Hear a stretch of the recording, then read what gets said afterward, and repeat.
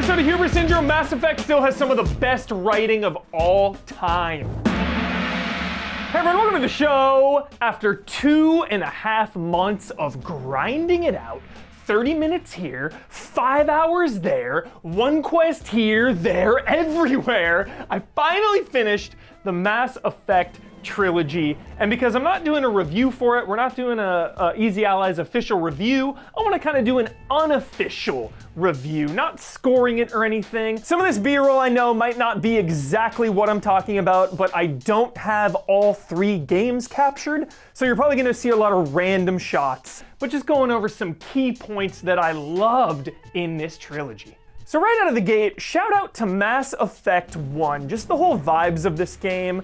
The Legendary Edition specifically, just for how they touched it all up, made the Mako controls better, the combat a little better, and just overall visually, it definitely got the most work out of the original trilogy. And I really like the first game after finishing the trilogy. I think it's such a strong start, just a really good story at its core of trying to track Saren down and just becoming a Spectre of the galaxy, and just putting your little ragtag team together.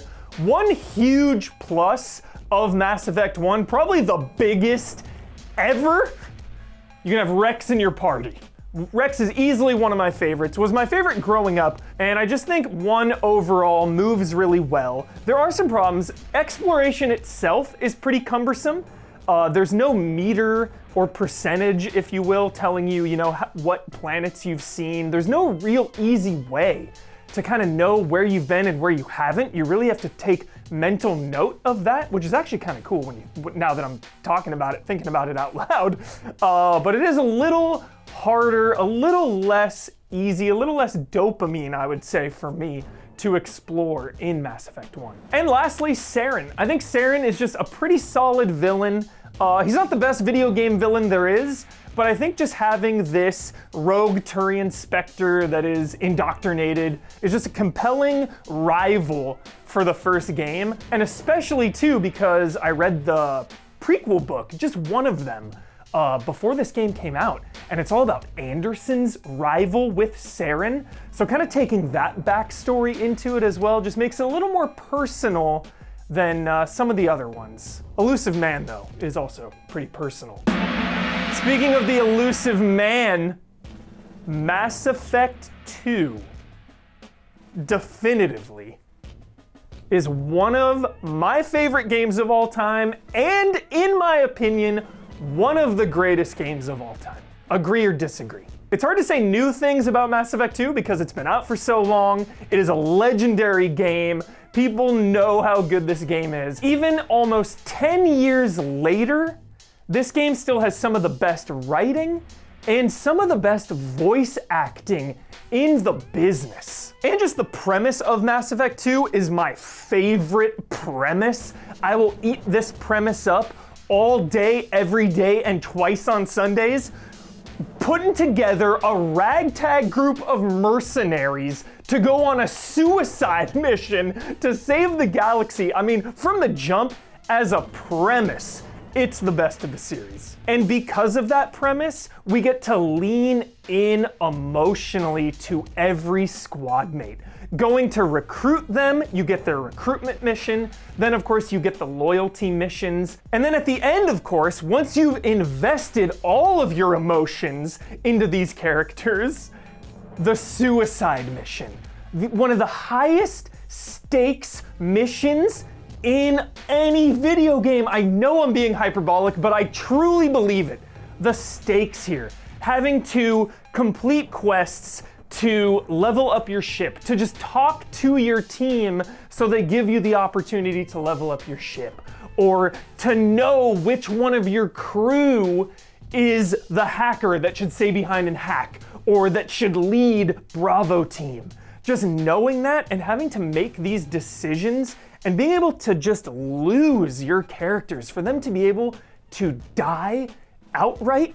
I mean, this suicide mission is as high stakes as you can get. Could we create a biotic field to keep them from getting near us? Yes, I think it may be possible. I wouldn't be able to protect everyone, but we might be able to get a small team through if they stayed close. Which brings us finally to Mass Effect 3. So somehow I had managed to dodge spoilers for Mass Effect 3 after all this time, and I'm glad I did, but I went in knowing how divisive this ending was at the time. I mean, controversial, to put it mildly. It was quite a backlash for this ending. And I will say I didn't really like the ending. I was not a huge fan of it. Mainly because it really does come down to pick one of the three. And I know there's minor variations on those choices depending on things you did in the game, but they're all very similar. And to come off of the suicide mission in 2 and having all those choices matter so much, even real-time decisions like having someone hack or having somebody lead the other squad, this just felt like such a backtrack.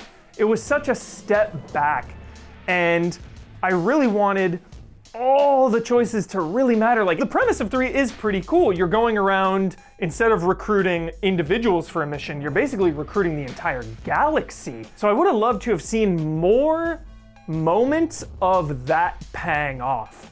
Like the fact that I found some random Asari sniper team or something. Let me see that sniper team taking some Reapers out. Or, you know, I wanted to see these people that I had recruited to the cause, like, doing work, and you just don't see it. But overall, I thought it was a strong game. You can't holster your weapon, which is super annoying. So the game was just like a lot of nonstop action, definitely action focused. You know, let me holster my weapon so I can explore.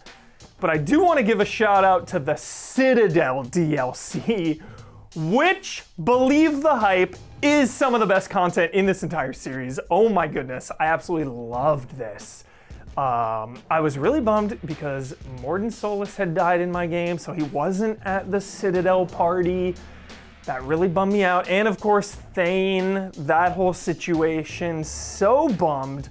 But because this is Mass Effect, because this is a 3-game journey, you feel that loss. And at the same time, with the Citadel DLC, you feel that celebration. You feel those bonds of just being able to unwind with everyone. It was just such a good time.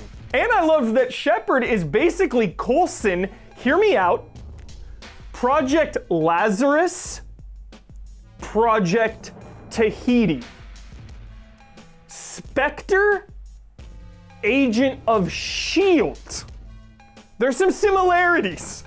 Trying to recruit a bunch of people to stop some big threat. So I basically RP'd this as Coulson, and I just loved the vibes of getting the whole galaxy together to stop the Reapers. So that's it for the episode. The Mass Effect trilogy absolutely holds up.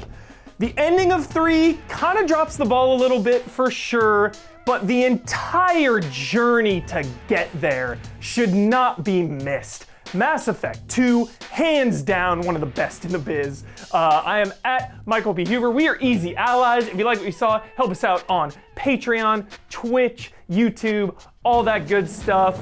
And until next time, love and respect. See you next week.